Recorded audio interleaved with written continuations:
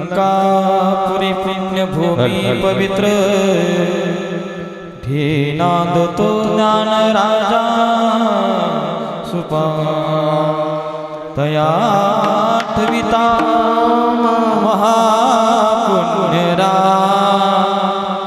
नमस्कार माझा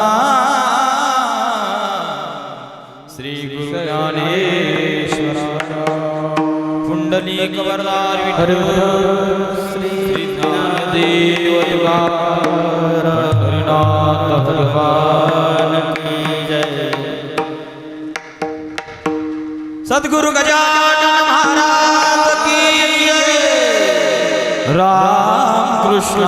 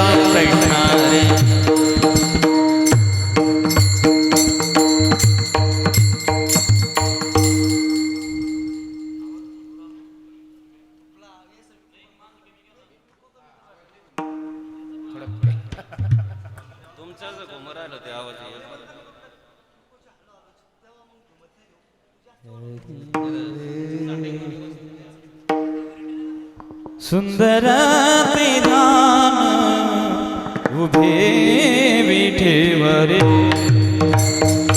सुंदर विधान उभे विठेवरे सुंदर विधान उभे विठेवरे सुंदर विधान उभे विठेवरे सुंदर विधान उभे विठेवरे सुंदर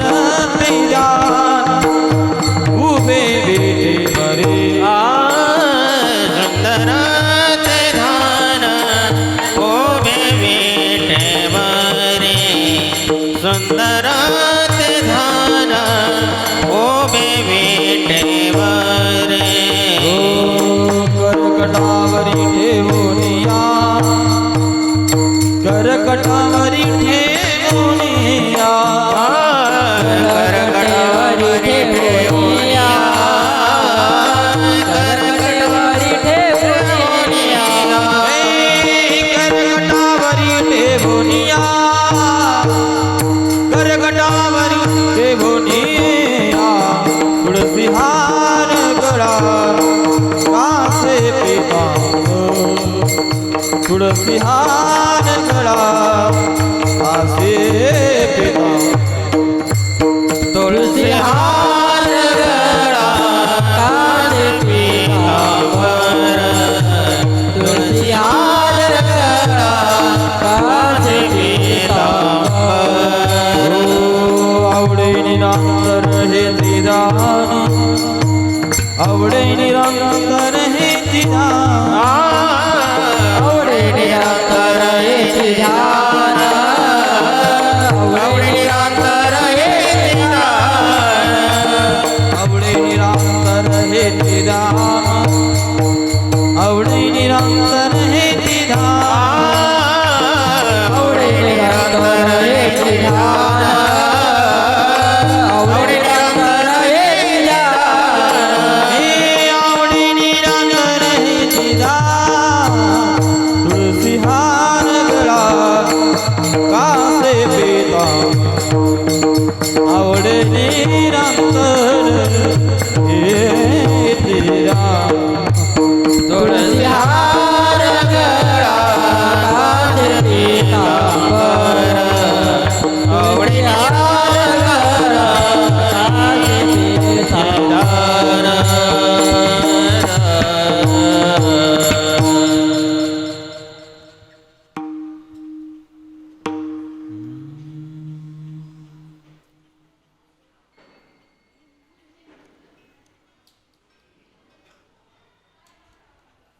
तुका म्हणे माझे हेची सर्वस्व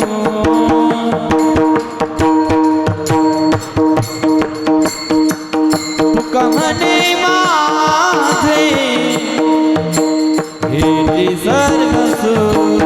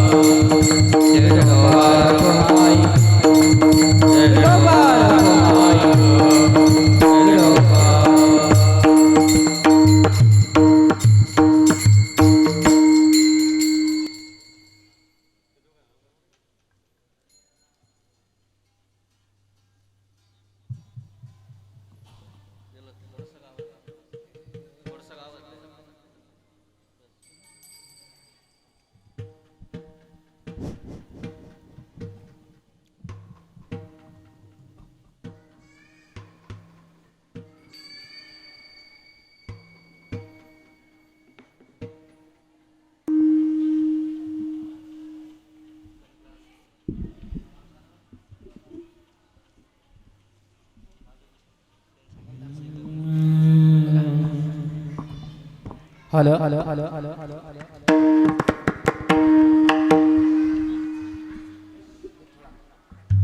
hello hello hello hello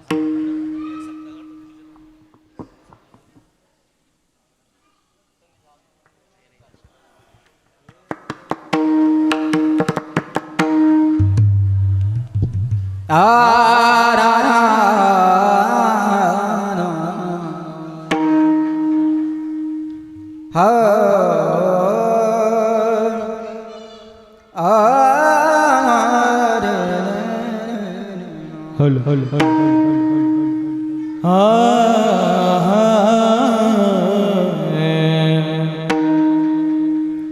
Ram Krishna Hari जय राम कृष्ण हरी जय जय राम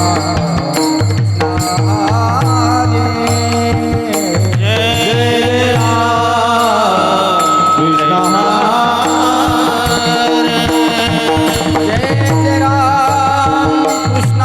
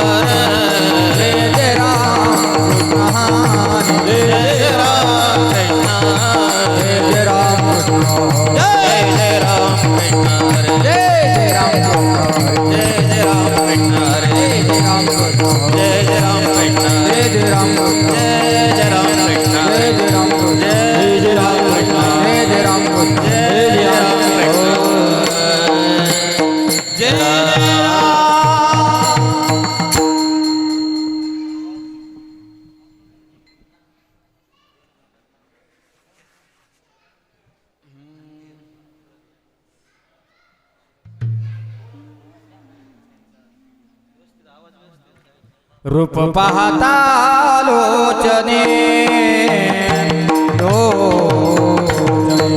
रूप पाहता लोचने रूप पाहता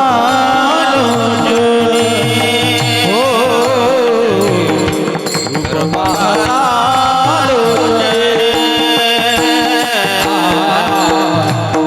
रूप पाहता लोचने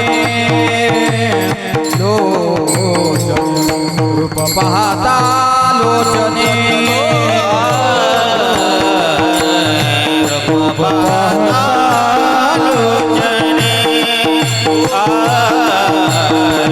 रूप पाहता सुख झाले साजने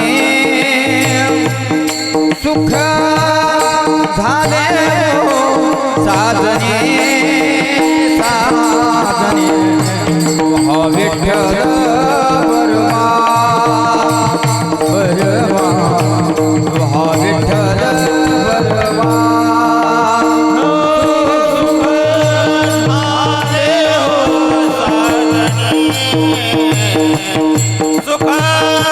झाले हो साजनी हो विठ्ठल बरवा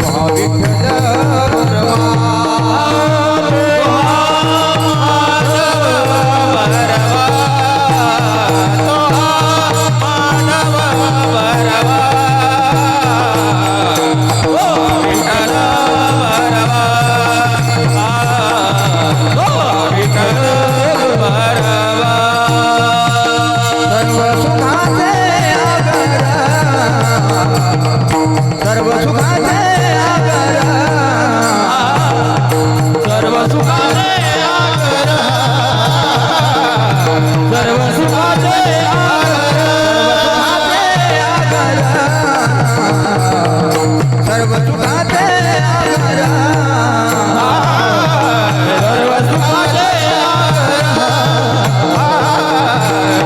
सुखाचे आगर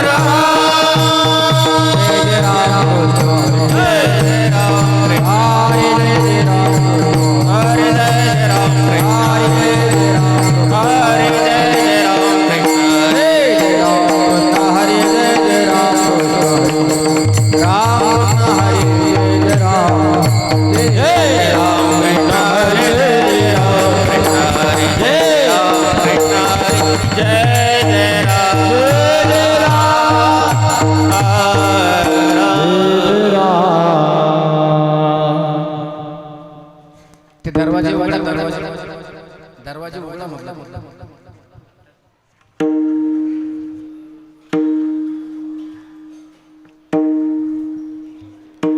हा बी उघडा चालतो व्हेंटिलेटर जोडतो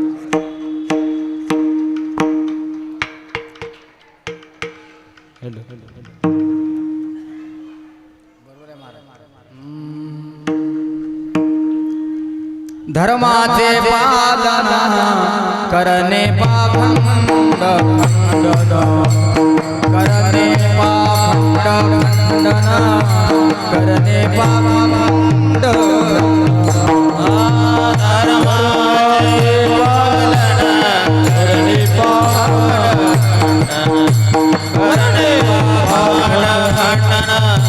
करणे करणे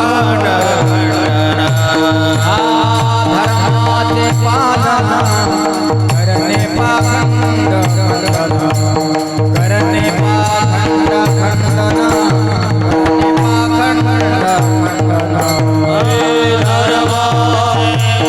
खंडन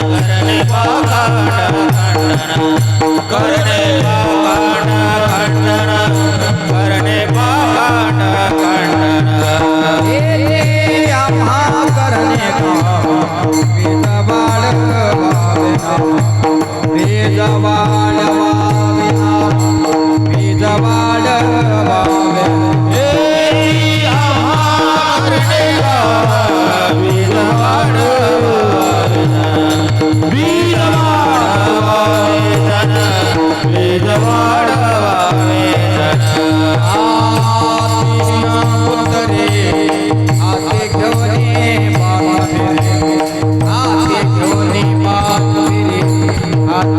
करणे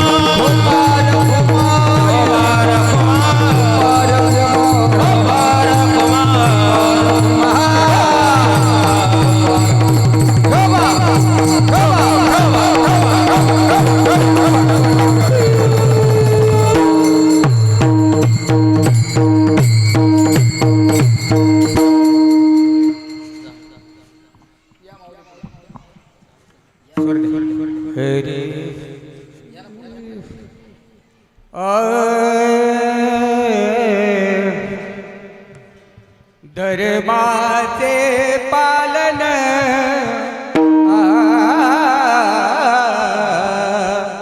धर्माचे पालन धर्माचे पालन धर्माचे पालन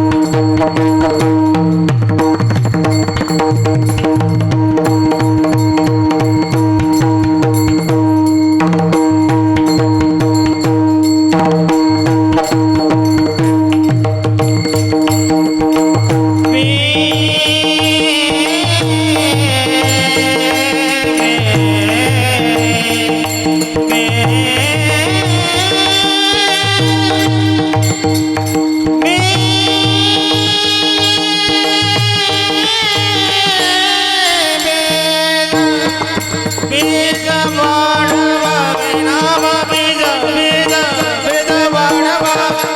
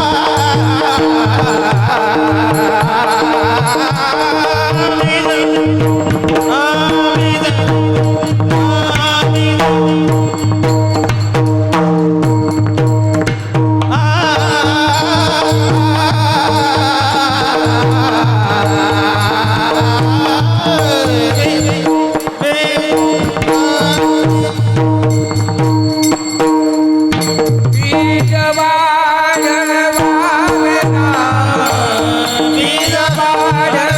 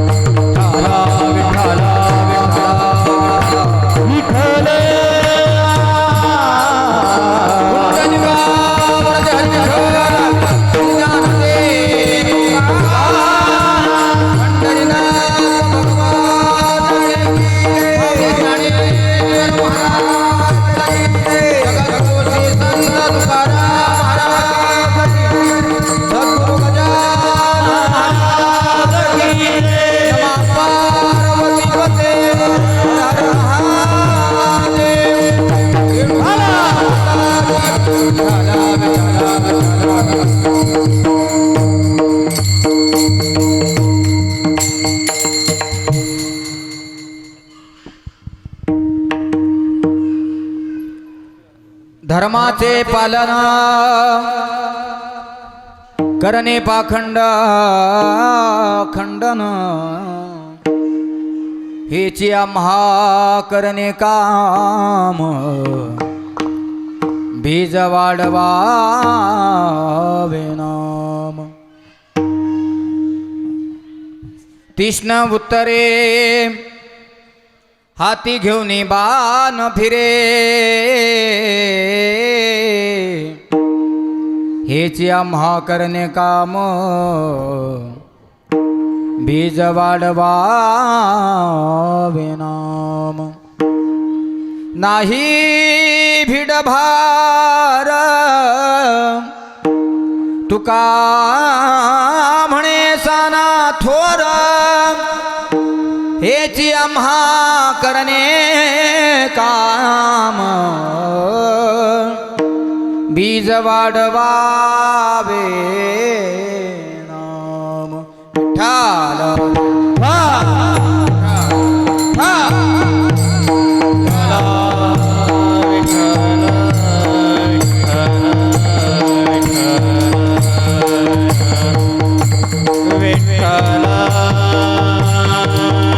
टाळी वाजवा, सगळ्यांनी भजन करा. टाळी.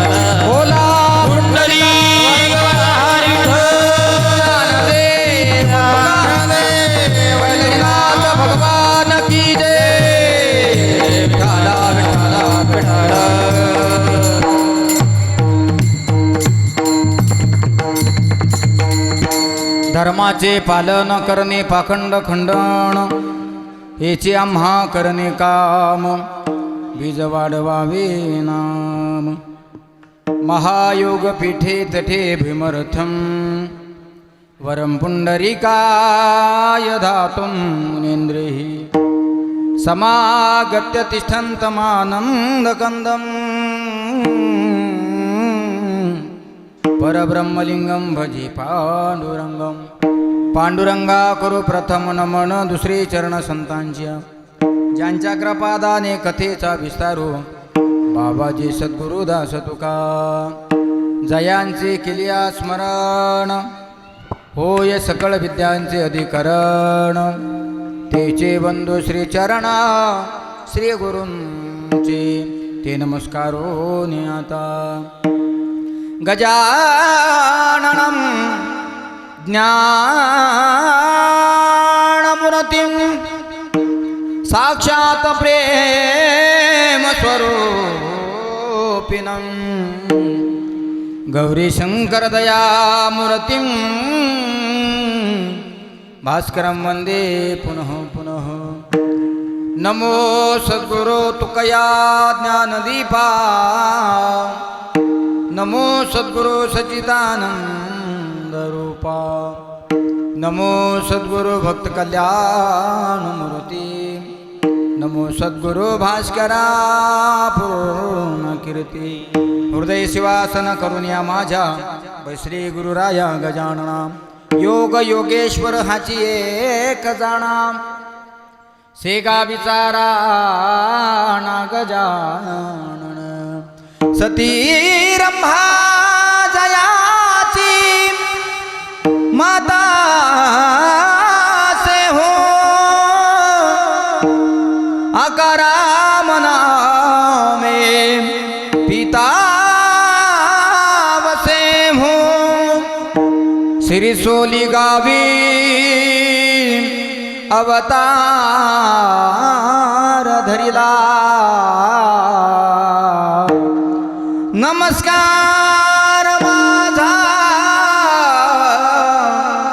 मौनी प्रभूला भगवान रामकृष्ण मौनी बाबा की जय वक्रतुंड महाकाय सूर्यकोटी समप्रभ निर्विघ्नं कुरु मे देवो सर्वकार्येषु सर्वदा मनोजवं मारुततुल्यवेगं जितेन्द्रियं बुद्धिमतां वरिष्ठं वातात्मजं वानरुद्धमुख्यं श्रीरामदूतं शरणं प्रपद्ये कैलासराणा शिवचंद्रमोडी पडेंद्र माथान मुकुटे झडाडी कारुण्य सिंधो भव दुःखहारी तुझवीन शंभो मज कोण तारी विठ्ठला विठ्ठला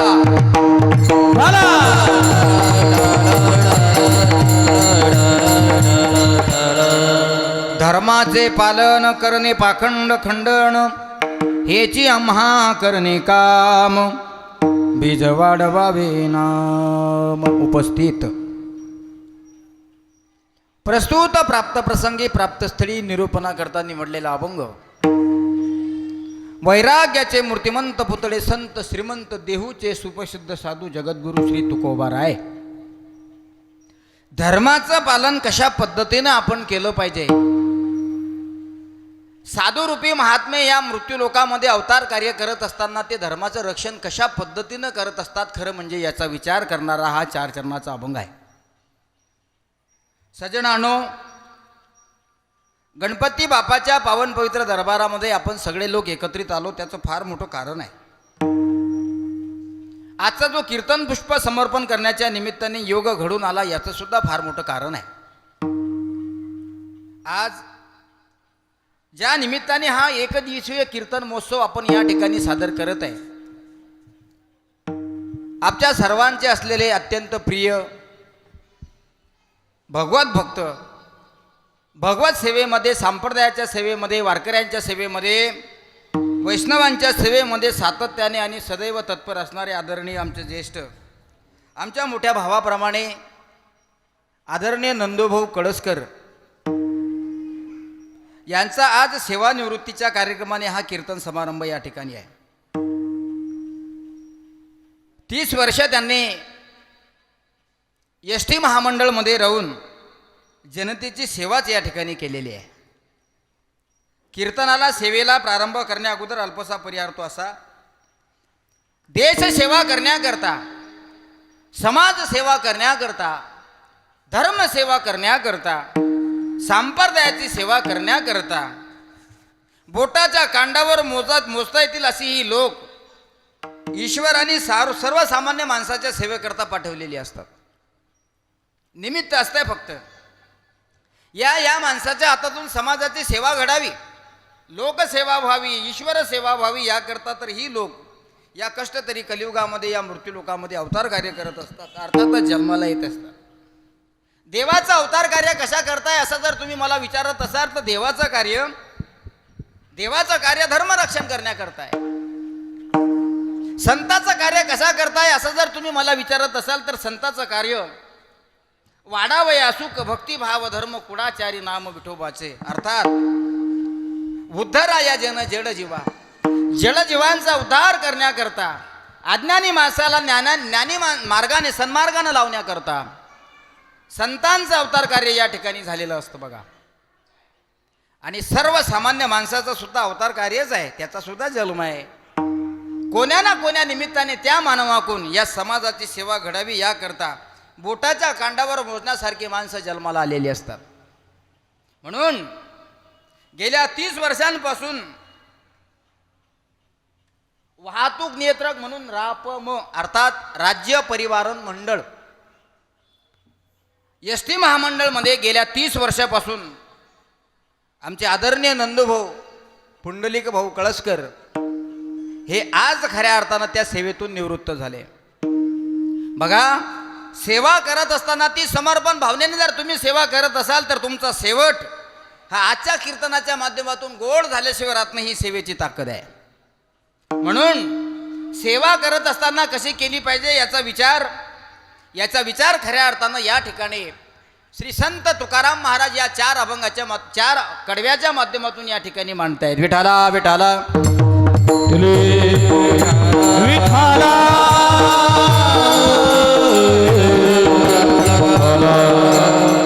आणि नंदभाऊ कळसकरांचं कार्य आपल्या सगळ्या लोकांना माहीत आहे. 12 ते 13 वर्षांपासून या कार्यक्रमाचं सगळे सूत्र सगळं नियोजन माझ्याकडे असतं, हे सगळ्यांना सुद्धा कल्पना आहे. आणि चिखलीमध्ये बरेचसे छोटे मोठे कार्यक्रम होतात, त्याचं सगळं नियोजन आपल्याकडेच असतं, हे तुम्हाला माहीत आहे. आम्ही साधूची सेवा घडावी या उद्देशानं ते कार्य करून घेत असतो.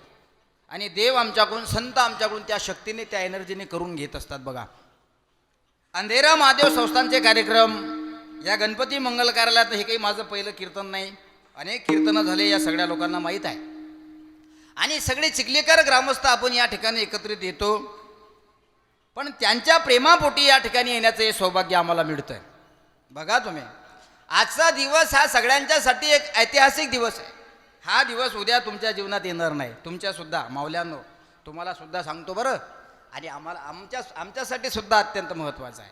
मला सांगा, आता कीर्तनामध्ये आपण रामकृष्ण हरी म्हणून कीर्तनाची सुरुवात केली. आता जर मी ते या कीर्तनात रामकृष्ण हरी म्हणून सुरुवात केली तर लोक मला येड्यात काढतील ना. लोक म्हणतील संप्रदायाचा नियम मोडला महाराज तुम्ही. कीर्तनाची परंपरा अशी नसते महाराज. रामकृष्ण हरीपासून त्याची सुरुवात झाली पाहिजे. रूपाची चाल तुम्ही गायली पाहिजे. भगवंताचं स्वरूप डोळ्यासमोर उभं केलं पाहिजे.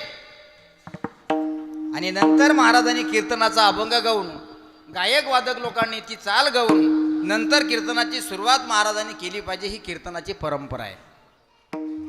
गेलेला काळ किंवा गेलेली वेळ पुन्हा परत येत नाही. आणि तुमच्या आमच्या प्रत्येकाच्या जीवनामध्ये आलेले जो काळ आहे, आलेली जी वेळ आहे, मला तरी असं वाटते की ही वेळ नसून हा एक ऐतिहासिक क्षण आहे. विठाला विठाला विठाला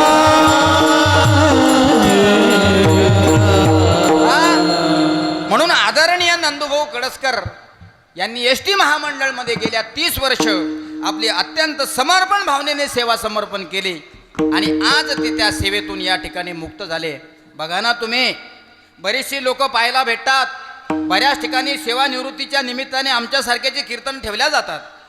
पार्ट्या देतात हो लोक, पार्ट्या. काय साहेब, ओ साहेब, तुम्ही 30 वर्ष सेवा केली म्हणतात. हो हो, मी 30 वर्ष सेवा केली. मग काही संध्याकाळी प्रोग्राम आहे का साहेब? संध्याकाळी काही प्रोग्राम आहे का साहेब? साहेब म्हणतात, हो गळ्या, मी 30 वर्षाची सेवा केली रे. आज माझं सेवानिवृत्तीचा कार्यक्रम आहे, काळजी करू नको. संध्याकाळी अमुक टमुक धाब्यावर भेट, मी त्या ठिकाणी तुझी सगळी व्यवस्था करतो. असे म्हणणारे लोक सुद्धा आम्ही पाहिले.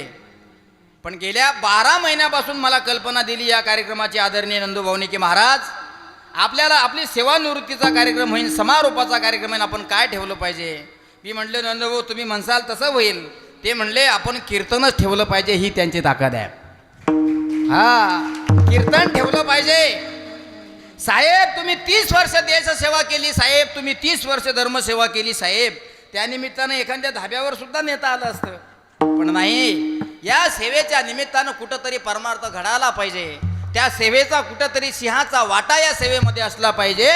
या निमित्तानं ही कीर्तनाची सेवा घडून आणली. म्हणून मी सांगितलंय तुम्हाला माझ्या राजांनो की हा सेवेचा योग नाही, हा तुमच्या आमच्या प्रत्येकाच्या जीवनामध्ये आलेला एक ऐतिहासिक क्षण आहे. लिहून घ्या. कारण आयुष्य जात आहे पहा,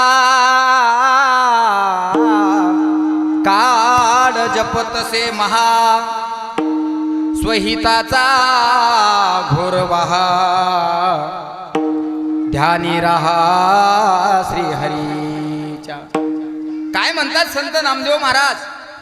नामदेव महाराज असं म्हणतायत, आयुष्य जात आहे, काळ आपला तुमचा आमचा वेळ जपत आहे. म्हणून स्वतःसाठी काय केलं पाहिजे? तर स्वतःसाठी, आपण तर स्वतःसाठी जगतोयच, पण स्वतःसाठी जगताय ना माझ्या राजांनो. तुम्ही स्वतःसाठी जगत असाल, त्या स्वतः जगण्यामध्ये थोडंफार समाजासाठी सुद्धा आपण जगलो पाहिजे. 3 माणसं अवतार कार्य करत असतात. देव धर्माचं रक्षण करण्याकरता, संत अज्ञानाला सन्मार्गानं लावण्याकरता, आणि माणसं सेवेचा वाटा देण्याकरता. विठाला विठाला विठाला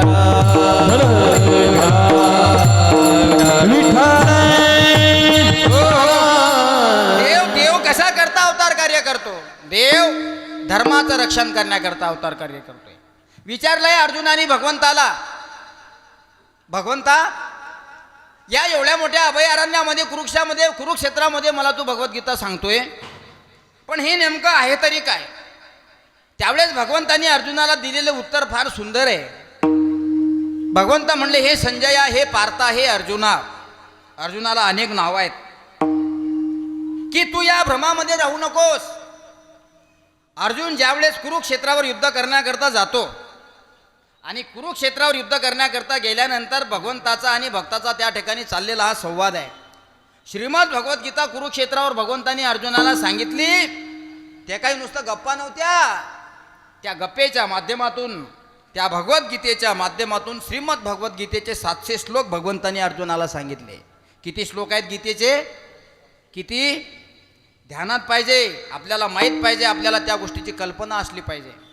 धर्मक्षेत्रे कुरुक्षेत्रे समवेता आयुस्तवः मामका पांडवाशैव किम कुर्वतो संजय. किंवा भगवद्गीता कोणी कोणाला सांगितली असा जर प्रश्न मी तुम्हाला केला श्याम महाराज, तर तुम्हाला सांगता आला पाहिजे. स्वमुखे आपण सांगतो स्वमुखे आपण सांगतो स्वमुखे आपण सांगितो, स्वमुखे आपण सांगितो श्री विष्णू.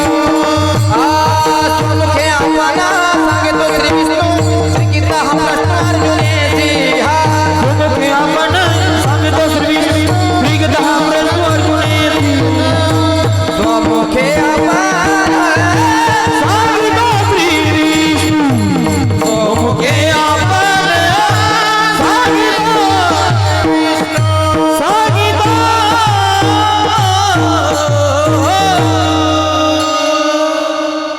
वा. भगवद्गीता कोणी कोणाला सांगितली असा जर प्रश्न आपल्या डोळ्यांसमोर येत असेल तर त्याचं उत्तर आहे स्वमुखे आपण सांगेतो श्री विष्णू. श्री गीता हा प्रश्न अर्जुनेसी. हे अर्जुना, हे पार्था, तू जरी धनुर्विद्यामध्ये सर्वश्रेष्ठ योद्धा असला तरी अजून अज्ञानी आहे. बघा, हे कोणी कोणाला म्हणावं? जगनयंता भगवान पंढरीश पांडुरंग परमात्मा अर्थातच गोपाल श्रीकृष्णानं अर्जुनाला म्हणावं. धनुर्विद्येमध्ये परांगट असलेला अर्जुन, काय शक्ती होती अर्जुनाकडे. अर्जुनाच्या शक्तीचं मनोबल जर आपण पाहिलं तर डोळे बंद करून बाण मारण्याची ताकद त्याच्याजवळ होती. डोळे बंद करायचे, वर पाहायचं आणि अचूक निशाणा पकडून अचूक त्या पक्षाला मारायचा, अचूक त्या प्राण्याला मारायची इतकी ताकद होती. शस्त्रविद्येमध्ये परांगत असणारा अर्जुन तरी सुद्धा भगवंत म्हणतात, अर्जुना अजून तू अज्ञानी आहे. बघा तुम्ही, एवढा मोठा धनुर्विद्येमध्ये परांगत असणारा अर्जुन जर अज्ञानी असेल तर तुमच्या आमच्यासारखे लोक 4 भीतीमध्ये राहणारे काय ज्ञानी असले पाहिजे का? महाराज, आपण 4 भीतीमध्ये राहतोय, प्रापंच करतो आपण सगळे लोक. त्यामुळे प्रपंचातले लोक ज्ञानी होतील असं नाही. अरे, विद्येमध्ये शस्त्रास्त्र परांगत असणारा अर्जुन जर अज्ञानी ठरू शकतो तर आपण दररोज पैसे मोजणारे कसे काय ज्ञानी? अजून आपण अज्ञानी आहे. म्हणून अज्ञानी माणसाला सन्मार्ग मिळण्याकरता या संतांचा अवतार कार्य आहे. धर्माचं रक्षण करण्याकरता देवाचा अवतार कार्य आहे. तुमच्याजवळ आहे ना महाराज कला, तुमच्याजवळ आहे ना महाराज ज्ञान, माणूस म्हणून ज्ञान मिळवलं तर त्या ज्ञानातला थोडाफार वाटा या समाजाकरता नक्की असला पाहिजे. धन तुमच्याकडे जास्त असेल तर त्या धनातला वाटा थोडाफार समाजाकरता असला पाहिजे. ज्ञान आहे तुमच्याकडे, वास्तविक पाहता या ठिकाणी श्याम महाराज मृदंग वाजवतात. महाराष्ट्रातील नामांकित मृदंगाचार्यापैकी एक मृदंगाचार्य आहेत. शंकर महाराज इराईतकर हे सुद्धा मृदंगाचार्य महाराष्ट्रात नावाजलेपैकी एक आहे. यांच्याकडे ज्ञान आहे, यांच्याकडे वाजवण्याची कला आहे. पण यांनी ती कला त्यांच्या जवळच जर ठेवली तर त्या कलेला एक दिवस जंग लागल्याशिवाय राहत नाही. बघा, म्हणून तुमच्याकडे कला जर असेल तर ती कला इतरांना दिली पाहिजे. आज या समारोपाच्या निमित्ताने कार्यक्रमाला उपस्थित ही मंडळी आहे. ही मंडळी काही सामान्य मंडळी नाही. महाराष्ट्राबाने नाव आहे या मंडळीचं. आमचे शंकर महाराज, श्याम महाराज, पाठीमागे गायनाच्या साठीला हनुमान महाराज आणि दोन्हीही चापैतकर महाराज आणि दत्ताभाऊ, या सगळ्यांकरता एकदा जोरदार टाळ्या वाजवा. आवाज एकदम कडक करू, भिकू नकोस, गाईन तेवढेच. ही सगळी मंडळी सापडत नाही लवकर. पण आज नंदूभाऊ मला पाठीमागच म्हटले आपले माऊली महाराज आहेत. म्हटलं सुंदर गाणारे आहेत, बोलवा. आणि अतिशय सुंदर त्यांचा आवाज आहे. आमच्या चापाईतकरताही त्यांचे चुलते काका ते सुद्धा चापाईतकरच आहेत, हे सुद्धा आज आवर्जून उपस्थित आहेत. हे सगळं कशा करताय? तुमच्याजवळ आहे ना कला, तुमच्याकडे जर कला असेल तर त्या कलेतली इतरांना सुद्धा कला दिली पाहिजे. तुम्ही जर ती कला देत नसाल तर तुमच्यासोबत ती कला गेली म्हणून समजा, कारण मेले की रीत आहे. तुमच्याकडे जर पैसा असेल आणि तुम्ही जर तो घरामध्ये डोंबून ठेवला असेल, गाडून ठेवला असेल, कारण तुम्ही मेल्यानंतर तो पैसा सुद्धा तसाच राहणार आहे. म्हणून आहे तोपर्यंत धर्मकार्य केलं पाहिजे. बघा, प्रत्येकाला देवाने जन्माला घातलंय, पण काही ना काही परोपकार करण्याकरता. तुम्ही जर नुसता अपकार करत असाल, परोपकार करत नसाल, स्वार्थ साधत असाल, जनहिताचा विचार करत नसाल, तर मला असं वाटते ती माणसं या मृत्यूलोकातून मेले की गेले असतात. म्हणून वये कृते वर्धते एव नित्यम विद्याधनम सर्वधन प्रदानम. सुभाषितकार फार सुंदर वर्णन करतात महाराज व्याकरणामध्ये. वये कृते वर्धते एव नित्यम विद्याधनम सर्वधन प्रदानम. सोन्यापेक्षा जास्त किंमत ज्ञानाची आहे, चांदीपेक्षा जास्त किंमत ज्ञानाची आहे. या जलर साहेब. विठाला विठाला विठाला विठाला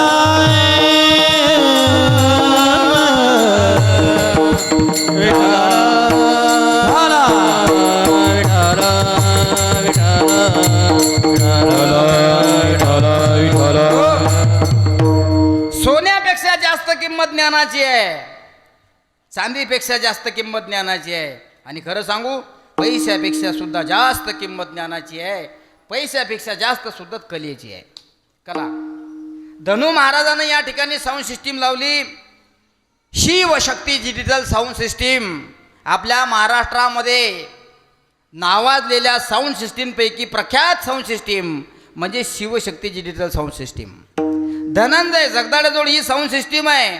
अख्ख्या महाराष्ट्रामध्ये या सिस्टीमचं नाव आहे. पण यांच्याकडे जरी ही सिस्टीम रूपी कला असेल तर या सिस्टीम रूपी कलेनं काय समर्पण केलं पाहिजे? या सगळ्या लोकांना आवाज दिले पाहिजे. हां, कशा करता? आहे ना तुमच्याकडे ज्ञान, आहे ना तुमच्याकडे कला, आहे ना तुमच्याकडे ऑपरेट करण्याची तयारी, तर या कलेतलं थोडंफार या समाजाला दिलं पाहिजे. कारण शास्त्रकारांनी सांगितलंय, वये कृते वर्धते व नित्यम विद्याधन सर्वधन प्रदानम. सगळ्या धनापेक्षा विद्याधन हे श्रेष्ठ धन आहे. विठाला विठाला विठाला विठले विठाला विठाला हा, म्हणून आपणच काय ज्ञानी लोक आहे का? आपण काय ज्ञानी आहे का? आपण ज्ञानी नाही. आपण कधी काळी अंधारी होतो, आपण कधी काळी अज्ञानी होतो. कोण्यातरी साधूचं बोट आपण पकडलं, कोण्यातरी श्री गुरुच्या पायाजवळ आपण गेलो आणि श्री गुरुच्या पायाजवळ गेल्यानंतर त्या श्री गुरुनं आपल्या मस्तकावर हात ठेवला. कोण्यातरी साधूचं, कोण्यातरी संताचं बोट आपण पकडलं, त्या संताने सुद्धा तुम्हाला पोटच्या लेकराप्रमाणे पोसलं, पालन केलं, तुम्हाला अज्ञानातून ज्ञानामध्ये आणलं. अर्थात तुम्ही जन्मतः ज्ञानी होते का? या कष्टतरी कलियुगामध्ये जन्माला आलेला ज्ञानी तुम्हाला दिसणारच नाही, फक्त ज्ञानेश्वर महाराज सोडले तर. या कष्टतरी कलियुगामध्ये जन्माला आल्यानंतरच ज्ञान घेऊन आला असा तुम्हाला शोधून सुद्धा सापडणार नाही. फक्त एकच व्यक्ती तुम्हाला सोडावा लागेल, ते म्हणजे विश्वमौली ज्ञानोबा आहे. कसे काय? उपजताची ज्ञाने हे वर्म जाणूने आले लोटांगणी चांगदेव. 1400 वर्षाचा तप्तीतील 1400 वर्ष योग साधना करून जीवन जगणारा चांगदेव महाराज जर जन्माला आलेल्या बरोबर ज्ञान घेऊन जन्माला आले असे विश्वमौली ज्ञानोबा आहे, यांच्या चरणावर जर नतमस्तक होत असतील तर एका दिवसाचा बाळ 1400 वर्षाच्या माणसाला उपदेश करतो. अर्थात एक दिवसाचं बाळ जन्माला आलंय ते अज्ञानी नाही, ते ज्ञानी आहे. म्हणून या कष्टतर कलियुगामध्ये एक नंबरवर जन्माला आल्याबरोबर ज्ञान घेऊन आले, दुसरे तिसरे कोणी नसून ते विश्वमौली ज्ञानोबा आहे. विचार केला त्यांनी, काय केलं? या समाजाकरता झडले, देशाकरता झडले, धर्माकरता झडले, संप्रदायाकरता झडले. प्रत्येक वैष्णवांचा कळवळा त्यांच्या हृदयामध्ये होता. म्हणून आजही म्हटल्यापेक्षा चंद्र सूर्य आहे तोपर्यंत विश्वमौली ज्ञानोबा यांचं नाव आपल्याला घ्यावंच लागेल. किती वर्ष झाले विश्वमौली ज्ञानोबा राहायला जाऊन? याचा विचार जर आपण केला माझ्या राजांनो, तर 750 ते 850 वर्ष पूर्ण संजीवन समाधी घेऊन झाले, तरी सुद्धा आजच्या कीर्तनात, आजच्या या कीर्तनाच्या वेळेमध्ये माऊलीचं नाव आपल्याला घ्यावं लागतं. याचं कारण काय? त्या लोकांनी अज्ञानी मार्गाला ज्ञानी बनवलं. विठाला विठाला विठाला विठाला विठाला. म्हणून तुमच्याकडे जर ज्ञान असेल, तुमच्याकडे जर कला असेल, तुमच्याकडे जर गुण असेल, त्या ज्ञानातला, त्या गुणातला, त्या कलेतला थोडाफार हिस्सा या समाजाकरता असला पाहिजे, धर्माकरता असला पाहिजे. कारण दानानं धनाची शुद्धता होत असते. धन ज्ञान आहे, ज्ञान सुद्धा धन आहे. दानानं धनाची शुद्धता होत असते. तुमच्याकडे जर 10% असेल, ऐका माऊल्यांनो, तुमच्याकडे जर 10% असेल, त्यातलं 1% धर्म कार्याकरता दिलं पाहिजे. तुमच्याकडे 20% असेल, त्यातलं 1.25% वारकरी संप्रदायाला दिलं पाहिजे. का दिलं पाहिजे? दिल्यानं दानानं धनाची शुद्धता होत असते. आणि जर आपण नुसतं जमाच करत असाल, येऊ द्या इकडे येऊ द्या इकडे येऊ द्या इकडे, अरे येऊ द्या इकडे येऊ द्या इकडे, हे येऊ द्या इकडे येऊ द्या इकडे म्हणणारे नुसतं जमाच करत होते. औषधाला सुद्धा नाव शिल्लक राहिलं नाही. जमा करणाऱ्या लोकांचं नाव औषधाला सुद्धा शिल्लक राहिलं नाही. बघा तुम्ही, राजा रावणाच्या संपत्तीचा विचार जर तुम्ही केला, रावणाच्या संपत्तीचा विचार जर तुम्ही केला जलर साहेब, 22 क्विंटलाचा त्याचा मेन गेटचा दरवाजा होता, 24 कॅरेट सोन्याचा. किती? 22 क्विंटल मेन गेट.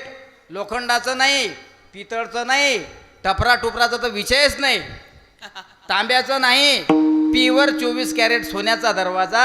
2 किलो नाही, 1 क्विंटल नाही, 22 क्विंटल रामायणामध्ये उल्लेख आलेला आहे. 22 क्विंटल 24 कॅरेट सोन्याचा जर राजा रावणाचं मेन गेटचा दरवाजा होता, फक्त त्याची आशा एकच होती, होतंय त्याच्याकडे धन, फक्त त्याचं असं होतं, येऊ द्या इकडे येऊ द्या इकडे येऊ द्या इकडे. औषधाला सुद्धा त्याचं नाव घेतल्या जात नाही. तुम्ही पाहिलं का कधी राजा रावण पान सेंटर? हा, राजा रावण जाऊ द्या रे, राजा रावण किराणा दुकान, रावण किराणा दुकान आहे का कुठं? रावण जनरल स्टोअर्स आहे का कुठं? ते जाऊ द्या. त्या रावणाचं नाव देशी दारूच्या दुकानला सुद्धा नाही. देशी विदेशी मिळण्याचं ठिकाण राजा रावण केंद्र आहे का? नाही. ही लोक मेले की गेले असतात. जर नुसतं येऊ द्या इकडे याचा जर तुम्ही विचार करत असाल तर ही माणसं सुद्धा जात असतात. कारण श्याम महाराज, राजा रावण काही सामान्य नव्हता. राजा रावण कोण होता तुम्हाला सांगतो. कुलस्ती मुनी नाती, आणि कुलस्ती मुनी हे कुबेराचे पुत्र होते. आणि त्या कुबेराच्या पोराचं नाव ग्रंथामध्ये आलेलं आहे. आपण म्हणतो ना, देह हे काळाचे, धन कुबेराचे, येते मानवाचे काय आहे. कोण आहे ते कुबेर? हा रावण कोण आहे? हा रावण जर कोणाचा असेल तर हा कुबेराचा वंशज आहे. पण आणि कुबेराचा वंशज होता रावण. त्यामुळे फक्त येऊ द्या इकडे अशी भावना त्याची होती. खरं सांगू तुम्हाला, अशी भावना त्या रावणाची होती. परिणाम, मारुतीरायाच्या शेपटीला स्पर्श केला. मारुतीरायाच्या शेपटीला स्पर्श केल्यानंतर मारुतीरायाच्या शेपटीनं पेट पकडला. कर्मधर्म सुदैवानं 24 कॅरेट सोन्याची लंका जळून राख झाली. बघा, राख झाली ना लंका, जळाली ना, राहिली का शिल्लक? मग तुम्ही जर राजा रावणाच्या लंकेचा विचार केला, सोना चांदीचा विचार केला, त्याचेही वर्चस्व गाजवणारे त्याचा सुद्धा बाप होता. लंका सोन्याची होती, जळाली महाराज. तुका म्हणे द्वारका सोन्याची होती, द्वारका बुडाली महाराज. लंका सोन्याची होती, जळाली. द्वारका सोन्याची होती, बुडाली. आणि आपली 4 ग्रॅमची अंगठी वळवळ करती. माझ्या पाहू नका. विठाला विठाला विठाला विठाला विठाला. आम्ही सुद्धा ज्ञानदान देतो, असं समजू नका. आम्ही नुसतं घेतो आम्ही खूप घेतो. सगळ्या महाराष्ट्रातून घेतो म्हणूनच तुमच्या पुढे उभा आहे. त्याच्याकरताच आम्ही आहे. आम्हाला घ्यायची सुद्धा सवय आहे. अरे घेतलं पाहिजे, पण त्या घेण्यामागे देण्याची सुद्धा ताकद असली पाहिजे. देतोय आम्ही आमच्या संस्थेमध्ये कितीतरी मुलं शिकून गेले. आम्ही त्या मुलांना ज्ञान देऊन गेलो, ते मुलं गेले. आणि ज्ञान देत असताना त्या मुलाकडून आम्ही 1 रुपया सुद्धा घेतला नाही. म्हणजे आम्ही देतोच की नाही? देतोय आम्ही. तुमची जर देण्याची भावना राहत असेल तर तुमच्याजवळ जे आहे ते कधी संपत नाही, ते वाढत जाते. तुम्ही नुसतं येऊ द्या इकडे म्हणत असाल तर तुमच्याजवळ जे आहे ते सुद्धा जंगत असतं. आणि एक दिवस ते रावणाच्या लंकेसारखं जळत असतं. लंका सोन्याची होती, जळाली. द्वारका सोन्याची होती. उन्मत झाली सगळी मुलं. परिणाम यादवकुळ नष्ट झालं आणि द्वारका बुडाली महाराज. म्हणून असं म्हणतायत ना महाराज, तुका म्हणे जाचे संपदाय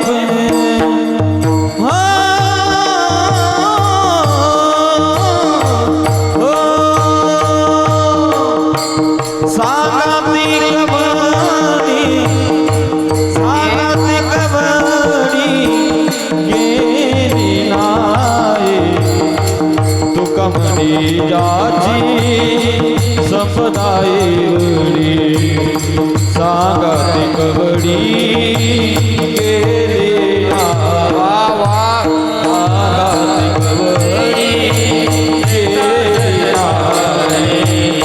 सांगाते कवडी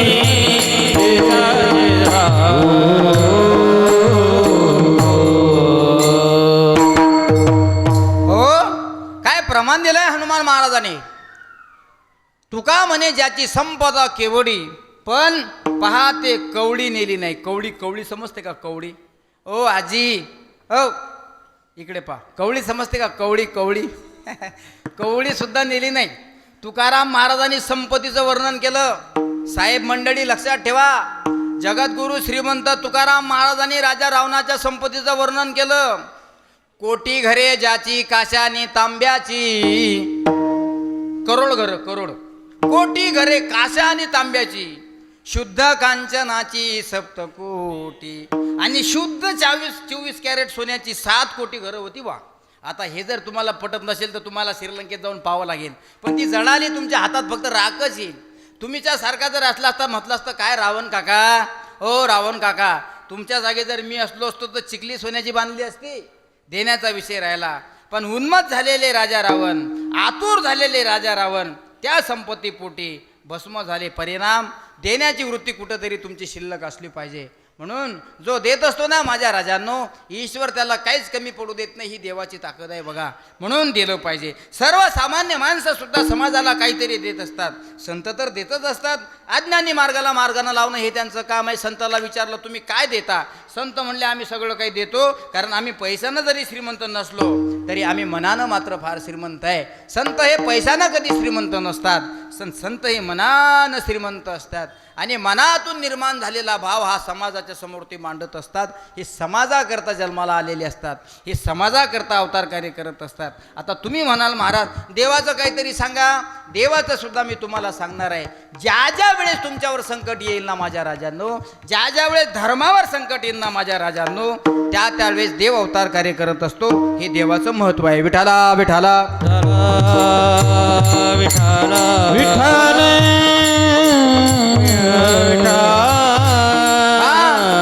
पण छोटं मोठं संकट जर असेल, छोटं मोठं संकट जर असेल तर आपण आईला आवाज देत असतो. देतो की नाही आईला आवाज? कल्पना करा, एखादा मुलगा आहे, एखादी मुलगी आहे, रस्त्यानं निघाले, अंधाराचा वेळ, अंधाराचा टाईम आहे, अंधार पडलेला आहे. तुमचा मुलगा निघाला किराणा दुकानात माल आणण्याकरता. कर्मधर्म सुदैवानं लईन सुद्धा निघून गेलेली आहे आणि त्या मुलाच्या पायाला दुर्दैवानं ठोकर लागलेली आहे बघा.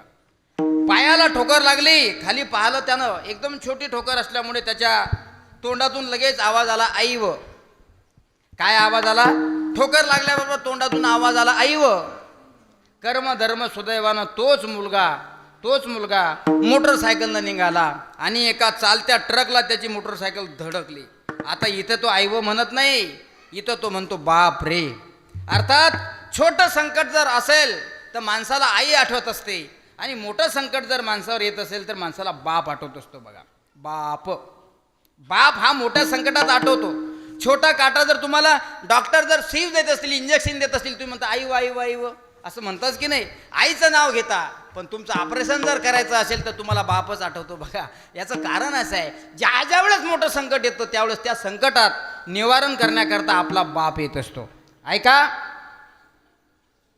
कौरवांचं आणि पांडवांचं युद्ध संपल्यानंतर कौरवांनी अधर्माने पांडवाकडून सगळं राज्य हिसकावून घेतलं. सगळं राज्य हिसकावून घेतलं. आता कौरवांना देण्यासाठी शिल्लक काही नाही. पांडवाकडे कौरवांना देण्यासाठी काही नाही. सोनं होतं दिलं, पैसा होता दिला, घोडे, हत्ती, पालखी, रत्नजडित रथ सगळंच्या सगळं कौरवांनी हिसकावून घेतलं. आता काय करायचंय?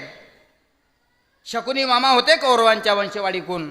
शकुनी मामा म्हणले चला आपण ज्यूत खेळू. बघा ज्यूत समजतो, द्यूत त्या काळातला दूत आणि आताच्या काळातला तो पत्ता. इकडे कोणी खेळत नाही. चिखलीकर, आपल्या चिखलीमध्ये कोणी शक्यतोवर पत्ता खेळणारा दिसत नाही आणि तो खेळू सुद्धा नाही. कारण अरे एवढी मोठी पांडवांची संपत्ती जर त्या पत्त्यापोटी जात असेल तर आपली 4 एकर जमीन जायला वेळ लागल का? अधर्मानं होता तो पत्ता. तो पत्ता कधी खेळला नाही पाहिजे. त्या पत्त्याला आताचा पत्ता असं नाव दिलेलं आहे. पण त्या काळात आताचा पत्ता हा द्यूत होता. शकुनी मामा म्हणले कौरवांनो यांच्याकडून सगळं अधर्मानं आपण हिसकावून घेतलं, पण आता आहे तरी काय? बघा जरासंधाच्या हाडकांपासून तयार झालेल्या त्या कवड्या होत्या. कवड्या अशा अशा मुठीमध्ये पकडायच्या आणि अशा खाली टाकायच्या. जरासंधाच्या हस्तीपासून तयार झालेल्या त्या होत्या. बसले दोन्ही मधात सभा भरली बोलली मोठी.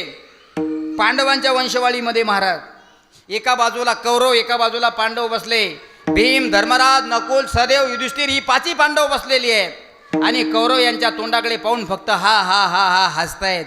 सगळं घेतलं काही नाही राहिलं, सगळं घेतलं काही नाही राहिलं, सगळं घेतलं काही नाही राहिलं. बघा 12 हत्तीची ताकद होती भीमामध्ये. 12 हत्तीची ताकद होती भीमामध्ये, 12 हत्तीची. हा इंद्राचा ऐरावत नावाचा जो हत्ती होता, ऐरावत, इंद्राचा ऐरावत, पांडवांची आई. त्या मुलांना बोलू नका देऊ. आई साहेब एक दिवस पायी चालल्या होत्या. भीम महाराज गेले, इंद्राला सांगितलं माझी आई पायी पायी चालते, तिला हत्तीवर बसायचं आहे. कोणाला सांगितलं? इंद्राला. कोणी सांगितलं? भीमाने. माझी आई पायी पायी चालते म्हणे, खाली उतर, तिला बसू दे. ही पांडवांची आई आहे. पांडवांची आई जमिनीवर चालणं मला योग्य वाटत नाही. आमच्या पराक्रमाला कुठंतरी गालबोट लागेल, याकरता इंद्रा तू खाली उतर आणि आईला वर बसू दे. इंद्र म्हणला अरे मी ज्या हत्तीवर बसेल आहे त्याचं नाव गजेंद्र आहे. हा तो सामान्य नाही, ऐरावत हत्ती, खतरनाक हत्ती येतो. आणि एवढ्याच्या उपर तुला जर हत्ती पाहिजे असेल तर तू त्या हत्तीसोबत युद्ध कर आणि हत्तीला घेऊन जा. 12 हत्तीची ताकद होती त्या हत्तीमध्ये. भीमानं त्या हत्तीला खेळवलं, इतकं खेळवलं, इतकं खेळवलं, हत्ती दमला, हत्ती थकला. शेवटी भीमानं हत्तीची सोंड पकडली, गरा गरा गरा गरा गरा हत्ती फिरवला आणि जमिनीवर रपाल आपटला. जसा आपटला आणि टाकला आपल्या पाठीवर आणि म्हणले आई हा इंद्राचा हत्ती आहे, आता या हत्तीवर बस. सांगायचा मुद्दा एवढाच, इतकी ताकद त्या भीमामध्ये होती. तरी सुद्धा कौरवांच्या सभेमध्ये भीमासारखा बलाढ्य, शक्तिशाली, पराक्रमी योद्धा खाली मान घालून बसलेला आहे. कारण या कष्टतरी कोलेगावमध्ये किंमत कोणाला आहे? चापायतकर महाराज. कोणाला किंमत आहे असं जर तुम्ही विचारत असाल, धनवंता लागी सर्व मान्यता आहे जगी, सर्व मान्यता आहे जगी, सर्व मान्यता आहे जगी. धनवंता लागी सर्व मान्यता आहे जगी. कारण धनहीन झालेले पांडव कौरवांच्या सभेमध्ये जरी बसले असले तरी पाणी प्यायला टपराचा गिल्ला सुद्धा शिल्लक नाही. म्हणून तिथं शक्ती चालत नाही महाराज. भीमासारखा शक्तिशाली योद्धा जरी होता तरी संपत्तीनं श्रीमंत कौरव झाले होते. सगळंच्या सगळं पणाला लावलं होतं. एक फुटका मणी सुद्धा जवळ ठेवला नव्हता, कारण जीवतामध्ये पांडव सगळे हरले होते. इतका बलाढ्य शक्तिशाली असणारा भीम तो सुद्धा पांडवांच्या कौरवांच्या सभेमध्ये खाली मान घालून बसत होता. सगळं पणाला लावलं. जरासंध नावाच्या राक्षसाच्या अस्थिपासून तयार केलेल्या त्या कवड्या होत्या, तो फेकायचा शकुनी मामा आणि कौरवांचाच विजय व्हायचा. आता काय करणार? सगळं तर दिलं म्हणून काय दिलं? धर्मराज राजा कधी न बोलणारा त्या सभेमध्ये बोलू लागला. धर्मराज राजा कधी बोलत नव्हते. पाहिलंय त्याने दुर्योधनाकडे, दुर्योधना काय हसतो? दुर्योधन म्हणला सगळं दिलंय तुम्ही मला, एक राहिलं देण्याचं. म्हणे काय? सगळं दिलंय म्हणे तुम्ही मला, फक्त एकच राहिलं देण्याचं. काय? द्रौपदी. द्रौपदीला आणा म्हणले या सभेमध्ये. वास्तविक पाहता दुर्योधन आणि द्रौपदीचं नातं जर म्हटलं तर देर भावजायचं नातं आहे. हे त्यांना वहिनी म्हणायचे आणि त्या सुद्धा यांना आवकाव घालून देर भावजाई या नात्यानं करायचे. तरी सुद्धा माझ्या राजांनो या दूतामुळे आणि या धर्मामुळे नाते गणगोते सगळे विसरले जातात आणि या पैशाच्या पोटे लोभ ममता आशा दोह दया हे जे सगळे आकार विकार असतात हे सगळे शून्य ठरत असतात. म्हणून कधी काळी दुर्योधन द्रौपदी मातेला आई असा शब्द वापरतो, आई. कारण भाऊजाई म्हणजे काही दुसरी तिसरी कोणी नसते. आपण जिला वहिनी म्हणतो, वहिनी, ही वहिनी आपल्या देराची वहिनी नाही, आपल्या देराची ती आई असते बघा. म्हणून आई स्वरूपातली ती माय आहे. रामायणामध्ये सुद्धा वर्णन आहे. 14 वर्ष लखनजी मर्यादा पुरुषोत्तम प्रभू रामचंद्र सोबत गेले, सोबत सीतामाता सुद्धा होती. पण लखनजीनं सीतामातेचा चेहरा कधीच पाहिला नाही. लक्ष्मण महाराजाने सीतामातेचे फक्त पायातले जोडवेच पाहिले. देर भाऊजायचं नातं होतं, अर्थातच मायचं आणि लेकराचं नातं होतं. असं सुंदर नातं असून सुद्धा दुर्योधनाने आवाज दिला द्रौपदी. द्रौपदीनं विचार केला, भाऊजी कोणाला आवाज देताय म्हणे तुम्ही? मला कधी आरे तुरे न घालणारे आज माझं नाव घेऊन मला आवाज देता? काही चुकलंय का माझं? चुकलं नाही. हसत गेला दुर्योधन. लक्ष द्या, हसत गेला दुर्योधन. द्रौपदी चाल, तुझ्या 5ही पांडवांनी तुला द्यूतामध्ये हरवलंय. आता तुला आमच्या सोबत यावं लागेल. सोबत घेऊन आले महाराज, वडत आणली महाराज. तूच तर म्हणत होती आंधळ्याचे पोर आंधळे, तूच तर शब्द वापरला होता, अंधे का पुत्र अंध. आता तुला भरून द्यावं लागेल, आता तुला भोगून द्यावं लागेल. बघ मध्ये तुझ्या 5ही शक्तिशाली असणाऱ्या बलाढ्य पतीने तुला पणाला लावलंय. आता एवढ्या मोठ्या सभेमध्ये तुझं वस्त्रहरण होणार आहे. महाभारत सुद्धा फार सुंदर आहे, ऐकल्या पाहिजे ह्या गप्पा. महाभारताच्या ऐकल्या पाहिजे, भागवताच्या ऐकल्या पाहिजे, रामायणाच्या ऐकल्या पाहिजे, शिवपुराणाच्या ऐकल्या पाहिजे. आपण ह्या गप्पा ऐकत नाही, आपण दुसऱ्या गप्पा ऐकतो. आज भाजी काय केली, आज पोळ्या केल्या का, चपात्या केल्या का, भाकरी केल्या. आपलं इकडे असतं सगळं. आपण शेजारीला मानतो, तुझ्या घरी केलेली भाजी मला दे आणि माझ्या केलेली भाजी तू घेऊन जाय, दोघीची भाजी खारट. परिणाम आपण जे ऐकायला पाहिजे, आपण जे करायला पाहिजे ते करत नाही आणि जे नको करायला पाहिजे ते केल्याशिवाय राहत नाही. ऐकलं पाहिजे. आणली द्रौपदी, हात धरून वडत आणली. बऱ्याच सभेमध्ये तिला आणण्यात आलं. पाहिलं तिनं सगळ्याकडे, धर्मराजाकडे पाहिलं, खाली मान घालून बसलेला आहे. हत्तीसारखी ताकद होती भीमाकडे पाहिलं. कधी काडी 12 हत्तीला घरा फिरवायचा माझा भीम, आज खाली मान घालून पाहतोय. नेमकं कारण काय? युधिष्ठिराकडे पाहिलं, धनुर्विद्येमध्ये शस्त्रास्त्र परांगत असणारा अर्जुन डोळे बंद करून नेत्र चालवतोय. अर्जुनाकडे पाहिलं, युधिष्ठिराकडे पाहिलं, धर्मराजाकडे पाहिलं, नकुलाकडे पाहिलं, सदेवाकडे पाहिलं. सगळेच्या सगळे खाली मान घालून उभे राहिले. द्रौपदीनं विचार केला, पराक्रमी असणारे माझे 5ही नवरे आज या ठिकाणी एका स्त्रीप्रमाणे खाली मान घालून बसलेले आहेत. आज एवढ्या मोठ्या सभेमध्ये मला निर्वस्त्र या ठिकाणी व्हावं लागणार आहे आणि आता मी माझ्या नवऱ्यांपुढे हात पसरणार नाही. कृपाचार्य, द्रोणाचार्य, भीष्माचार्य, आचार्य हे सगळीच्या सगळे त्या सभेमध्ये बसलेले आहेत. दुर्योधनासारखा दाताळं काढून खदा हसतोय. कौरवांची वंशवाडी सगळी द्रौपदीकडे पाहून हसते आहे. सगळेच्या सगळे हसतात आणि दुर्योधनानं द्रौपदीचं वस्त्रहरण चालू केलं. परिणाम संकट फार मोठं आलं. द्रौपदीनं विचार केला, ज्याच्याकरता कमावलं तो सुद्धा उपयोगात पडत नाही, ज्याच्याकरता नटली थटली ते सुद्धा उपयोगात करत नाही, ज्याच्याजवळ 12 हत्ती फिरून पाठीमागं टाकण्याची ताकद आहे असा भीम सुद्धा खाली मान घालून उभा राहिला, तो सुद्धा आज माझ्या उपयोगात पडणार नाही. हे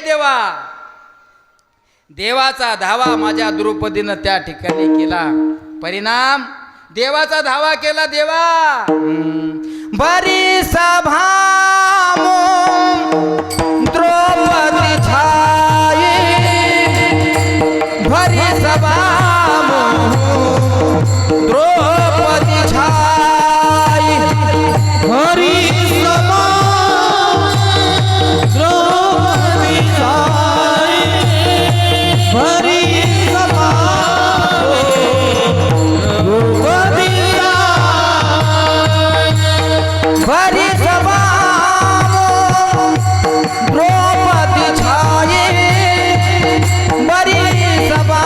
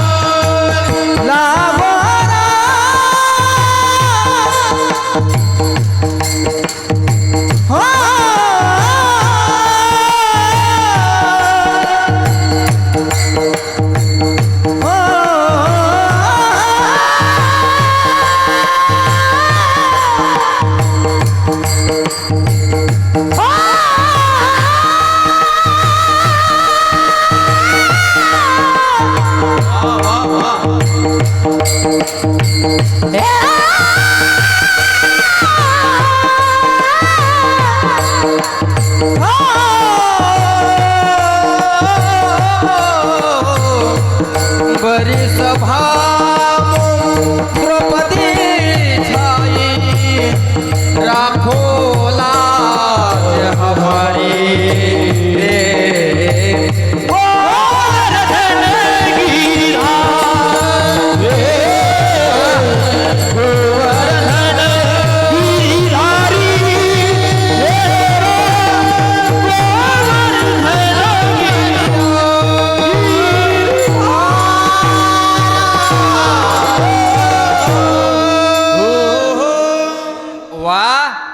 भरी सभा में द्रौपदी छाई लागो लाखो राज हमारी रे गोवर्धन गिरधारी द्रौपदी अंतर्दृष्टीनं कृष्णाकडे पाहते. कृष्णा करंगाडी लावली होती त्यावेळेस अख्खा गोवर्धन तू उचलला होता.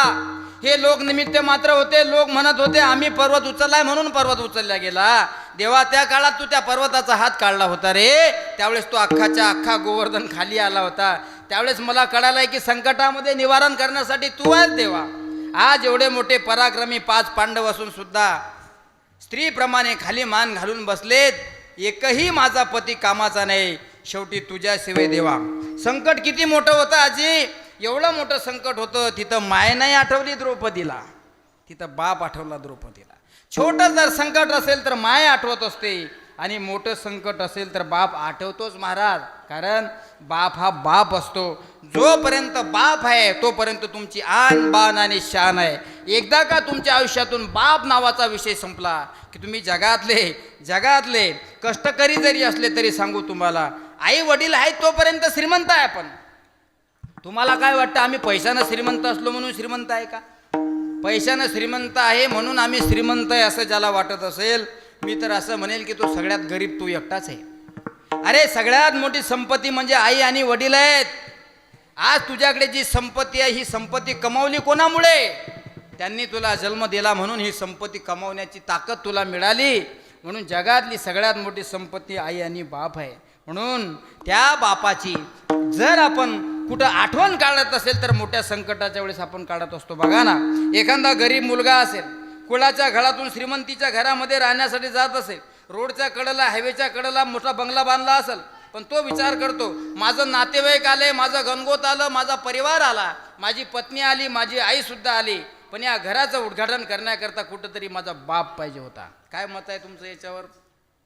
एखादा गरीब मुलगा जर काबाळ कष्ट करून रोडच्या कडेला 5 एकर जमीन घेत असेल, आहे तुमचं कष्टकरी गणगोत, आहे तुमचं सगळं गणगोत खाण्याकरता आलेलं, आहे तुमचं गणगोत सगळं पैसा घेण्याकरता आलेलं, आहे तुमचं गणगोत सगळं हा करण्याकरता आलेलं, आई सुद्धा येते, पण त्या जमिनीचं उद्घाटन करण्याकरता जर तुमचा बाप नसेल तर मला असं वाटते त्या जमिनीला सुद्धा निरर्थकता असते. बघा, बाप असला पाहिजे. बाप तलवार धार, बाप पेटते मिशाल. काय सुंदर कविता आहे महाराज ती. जवा कपातो नाही का असं म्हणतात. ज्यावेळेस घराचा खांबा, घराचा पाया आपण उभा करतो. वास्तविक पाहता मला काही ती कविता गाता येत नाही. कविता फार सुंदर आहे, मी ऐकलेली आहे फक्त ती. बाप तलवार आहे, बाप धार आहे, बाप घराचा पाया आहे. आणि घराचा पाया जोपर्यंत मजबूत आहे तोपर्यंत ते घर तुम्ही कितीही मोठं बांधलं तरी त्या घराच्या भिंतीला स्पर्श सुद्धा कोणी करू शकत नाही. आणि एकदा का तो पाया खचला, एकदा का तो पाया गेला की ते घराचे वाटे व्हायला वेळ लागत. घराचे हिशेवाटे कधी होतात घराच्या वाटण्या? मायबाप जिवंत असल्यावर की मायबाप गेल्यावर? हा, हे विधीचं विधान आहे. मायबाप गेले की भाऊ भावाचा हात पकडतो, मला हे घर पाहिजे, मला ही जमीन पाहिजे, या धुऱ्यापासून तुझी त्या धुऱ्यापासून माझी.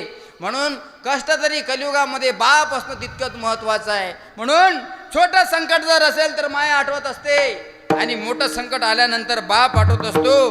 द्रौपदीवर फार मोठं संकट आलं, देवाचा धावा करू लागली. देवा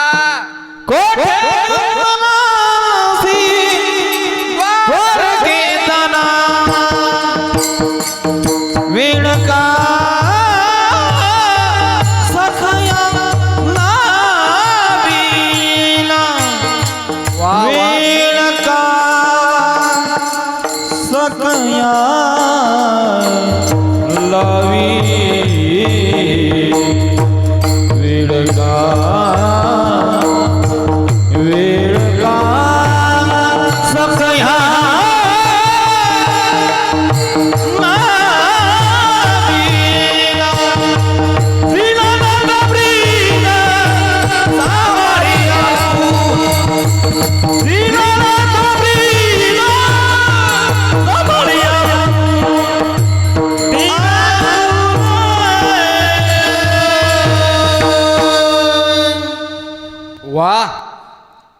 कोठे गुंतलासी द्वारकेच्या राया वेड का सखया लाविला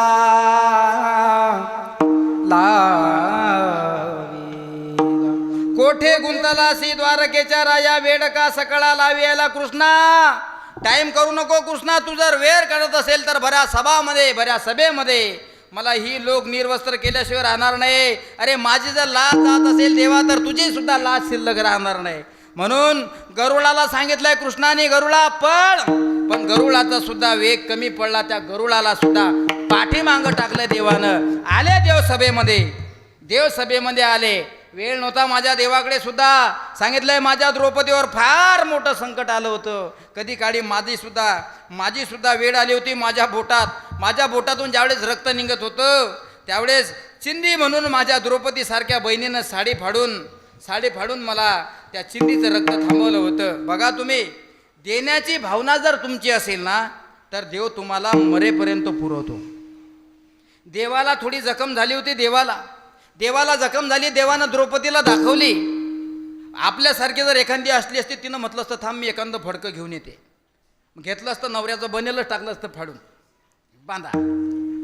आपल्यासारख्यानं काही आणलं असतं. फडकं आणलं असतं, पोछा आणला असता. द्रौपदीनं विचार केला नाही.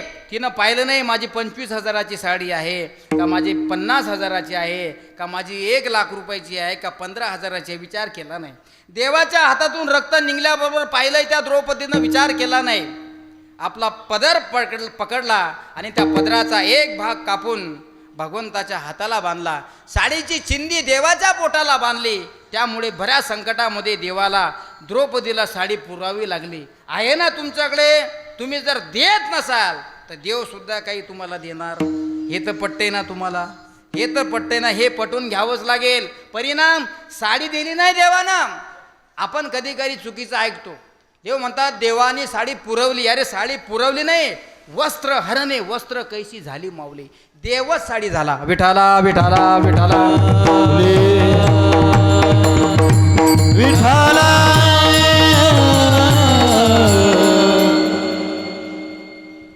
कौरवी पांचाली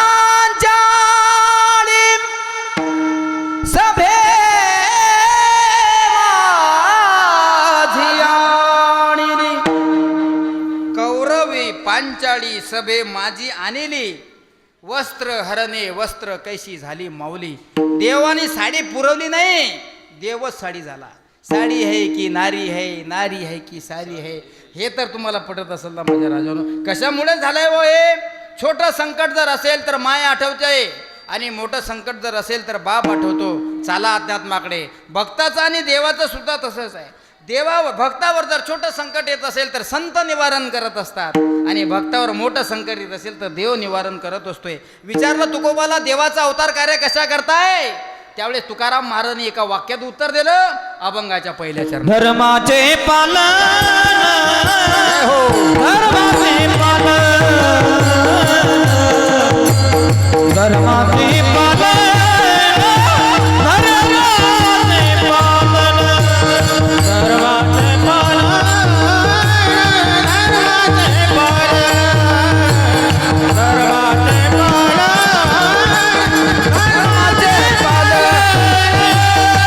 धर्माचे पालन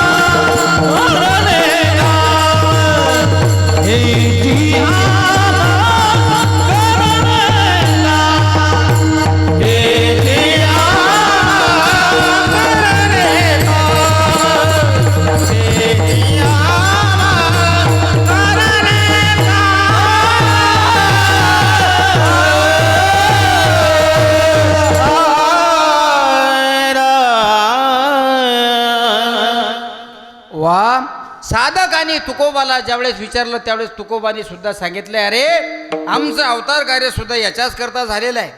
आमच्याजवळ होतं आम्ही सगळं दिलं. तुकाराम महाराज काही सामान्य श्रीमंत नव्हते. तुकोबाचे आबा इतके श्रीमंत होते की तुकोबाच्या आजोबाने तुकोबाला 4 लाख रुपयाची सावकारकी दिली होती 400 वर्षापूर्वी. 400 वर्षापूर्वी जर तुकोबाच्या आजोबाने त्यांना 4 लाख रुपयाची सावकारकी दिली होती तर 400 वर्षापूर्वीचे 4 लाख म्हणजे आताचे 400 कोटी जनरल साहेब. त्या काळातले 4 लाख रुपये. मग तुकाराम महाराजांनी 4 लाख रुपयाची प्रॉपर्टी असून सुद्धा तुकाराम महाराजांनी समाजाला वाटून दिलं. होते श्रीमंत संत होते तुकाराम महाराज.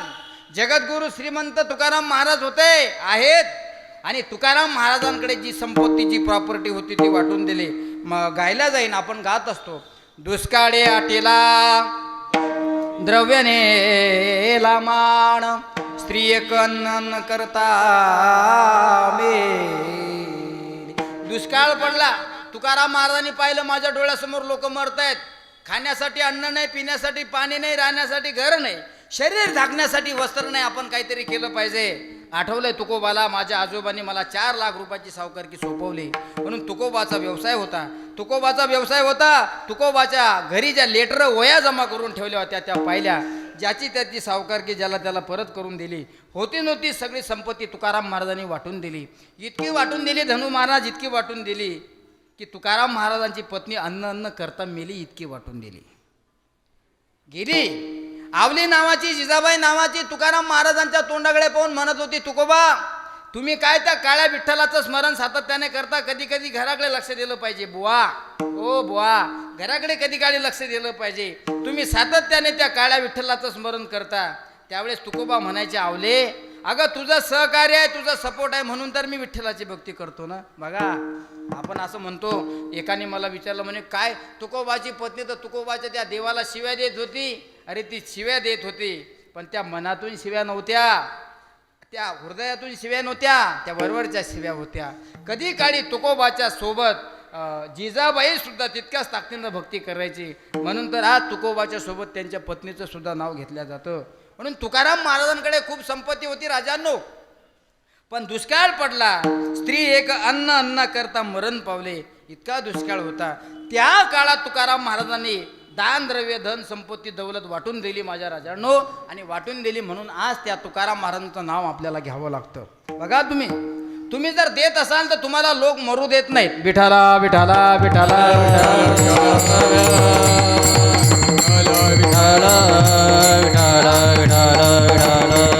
तुम्ही जर नुसतं देत असाल तर लोक तुम्ही गेल्यानंतर सुद्धा तुम्हाला 25 वर्ष जिवंत ठेवतात साहेब. 25 वर्ष जिवंत ठेवतात. सांगितलं जातं का हो तुम्ही त्या गेलेल्या व्यक्तीचं नाव का ठेवता. तो व्यक्ती सांगतोय मी फार गरीब होतो. मी इतका गरीब होतो, माझ्या मुलीला बघण्याकरता पाहुणे आले.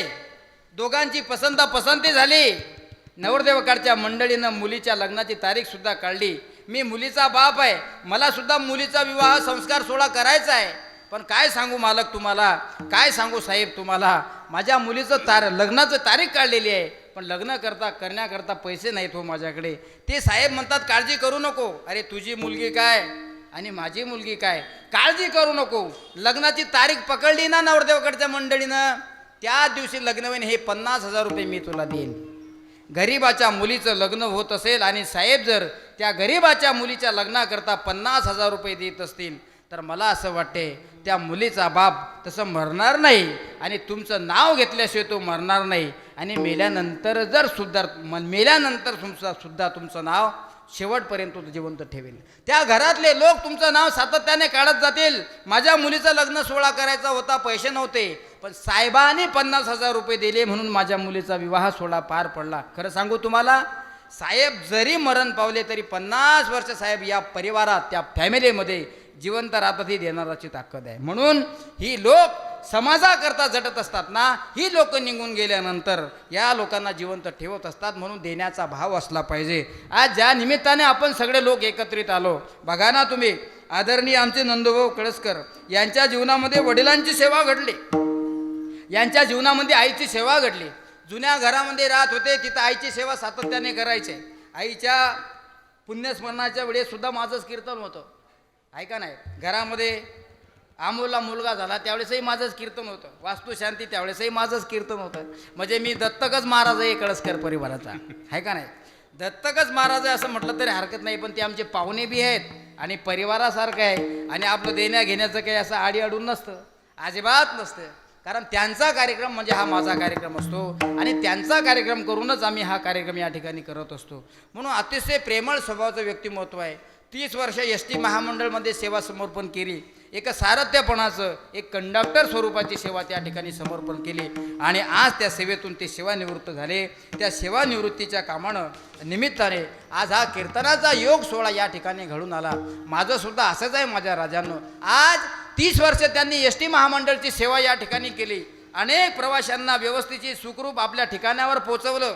म्हणून आज त्यांच्या सेवानिवृत्तीच्या निमित्ताने त्यांचा हा सोहळा या ठिकाणी होतो. म्हणून सांगण्याचा उद्देश एकच आहे, आपण सुद्धा छोटं मोठं कार्य करत असाल तर त्याच्यामध्ये समर्पण भाव असला पाहिजे. म्हणून देव धर्माचं रक्षण करण्याकरता अवतार करतो. संत अज्ञानाला ज्ञानी बनवण्याचं कार्य करतात आणि माणसं देण्याचं काम करत असतात, माणसं देत असतात.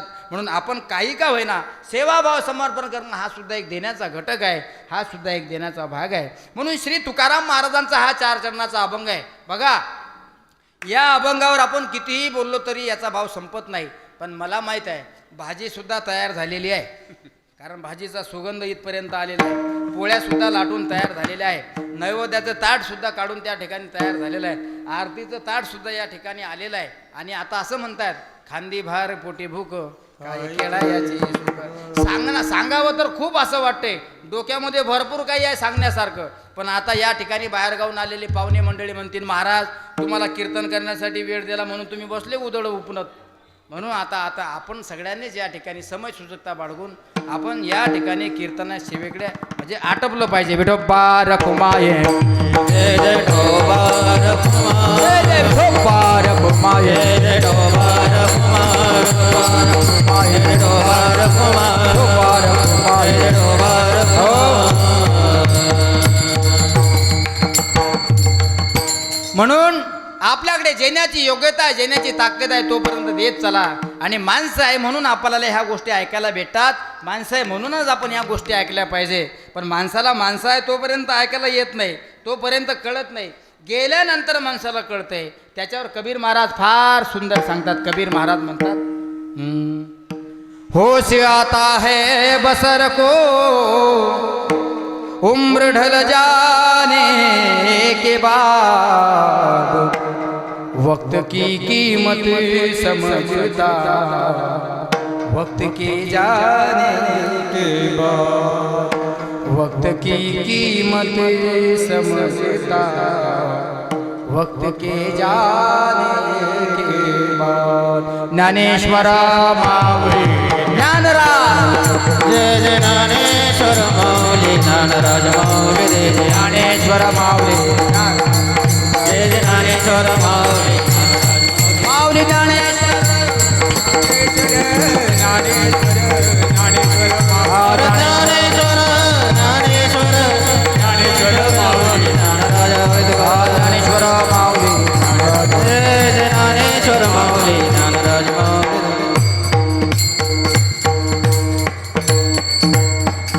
धर्माचे पालन करणे पाखंड खंडने हिची आम्हा करणे काम बिजबाळवे नाम.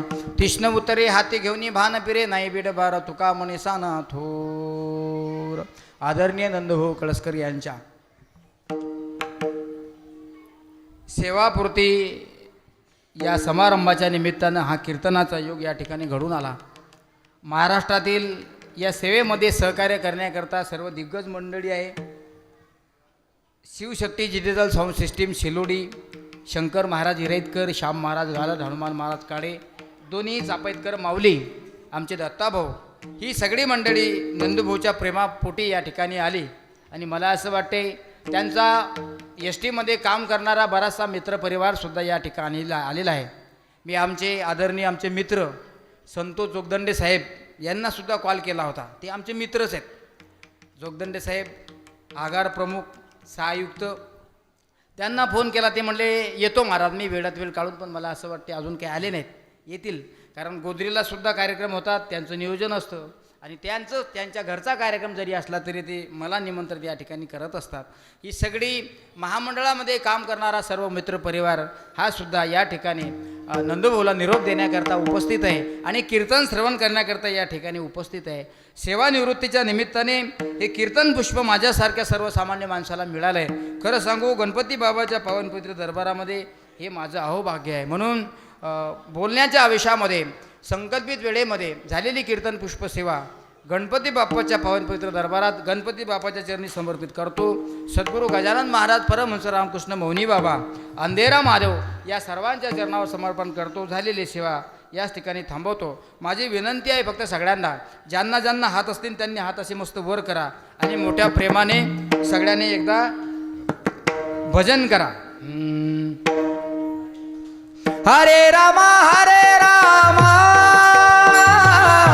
राम राम हरे हरे हरे कृष्ण कृष्ण कृष्ण हरे हरे हरे राम हरे राम. टाळी टाळी असं तुम्हाला काय ना काय काम लावा लागेल ना. बजाव वा अजून आवाज एक आवाज रप हरे रामा हरे